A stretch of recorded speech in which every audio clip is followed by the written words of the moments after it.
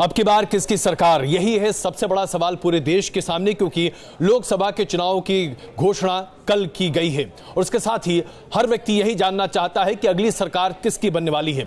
News nation आपके सामने लेकर आ रहा है सबसे विस्तृत ओपिनियन पोल, जिसमें हम तमाम राज्यों से होते हुए आपको बताएंगे कि केंद्र में दरअसल किसकी सरकार बनेगी, हर राज्य में कौन सी पार्टी किस जगह पर रहेगी और क्या मोदी सरकार एक बार फिर वापस आएगी।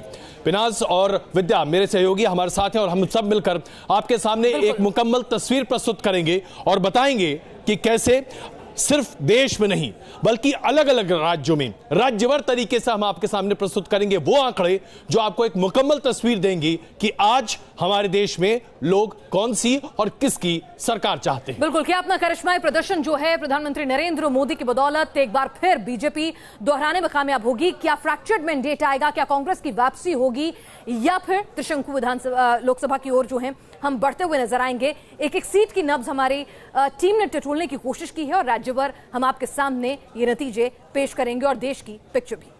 आइए सबसे पहले चलते हैं ये जानने के लिए कि देश का मूड क्या है। विद्या, वोट परसेंटेज और सीट्स क्या हैं राष्ट्र के आधार पर? जी अजय जी, देखिए हमने देश की जनता से पूछा और उसके आधार पर देश का मूड हम अपने दर्शकों को बताते हैं। सबसे पहले देखिए पूरे देश का मूड, यानी कि एक जगह अगर तमाम आंकड़ों को हम जोड़ देते हैं तो फिर देश का मूड क्या कहता है। सबसे पहले हमारा सवाल था कि आखिर देश चाहती क्या है, देश की जनता चाहती क्या है। तो हमने जब जनता के बीच जाकर बात की, उनसे पता किया, तो सवाल यह कि लोकसभा चुनाव 2019 में किस पार्टी को कितनी फीसदी वोट मिलने जा रहे हैं। तो इस पर देश की जनता का मूड क्या है, देश की जनता क्या चाहती है, यह देखिए।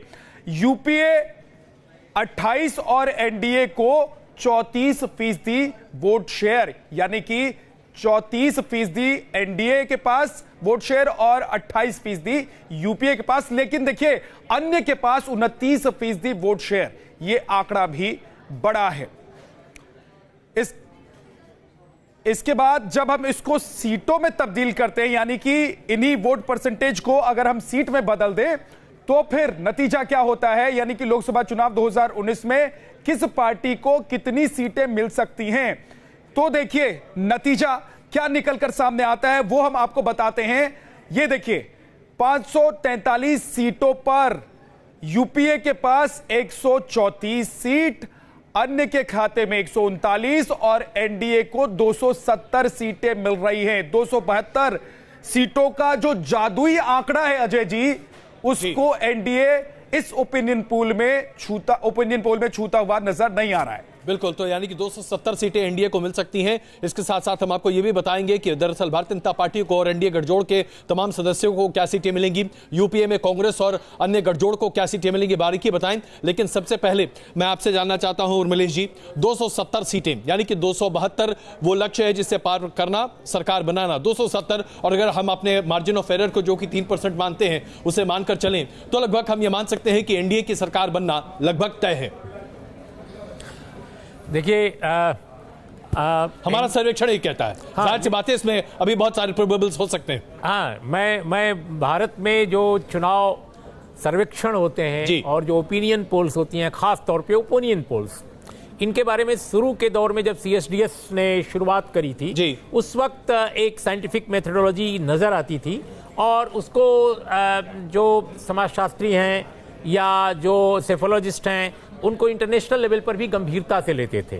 लेकिन अजय जी, मैं आपके चैनल के सर्वे पर कुछ नहीं कह रहा हूं, लेकिन इन जनरल भारत में टेलीविजन चैनलों के जो चुनाव सर्वेक्षण ओपिनियन पोल हैं उनके बारे में इंटरनेशनल मीडिया में भी एक राय बनी है और वो ये राय है कि ये ओपिनियन पोल साइंटिफिक मेथोडोलॉजी के बजाय ये ओपिनियन क्रिएट करने का उपकरण बन गए हैं। तो एक तो ये बात है, इसलिए मैं फिलहाल आपके इस सर्वेक्षण पर कुछ नहीं कहूंगा, लेकिन ये जरूर कहूंगा कि देश में जो चुनाव होने जा रहे हैं उसमें एनडीए का पलड़ा कुछ कारणों से आपको भारी दिखता है, पुलवामा के बाद खासकर। लेकिन 5 वर्षों की सरकार की जो विफलताएं हैं, जो नाकामयाबियां हैं, उनके मद्देनजर अगर देखिए तो मुझे लगता है कि इस चुनाव को जनता बनाम गौरव वल्लभ जी के पास लेकर सकता है आपकी राय हो। हमारे साथ इस वक्त गौरव वल्लभ कांग्रेस से जुड़ चुके हैं, अनुराग भदौरिया हमारे साथ जुड़े हुए, नवाब मलिक जी हमारे साथ इस वक्त हैं।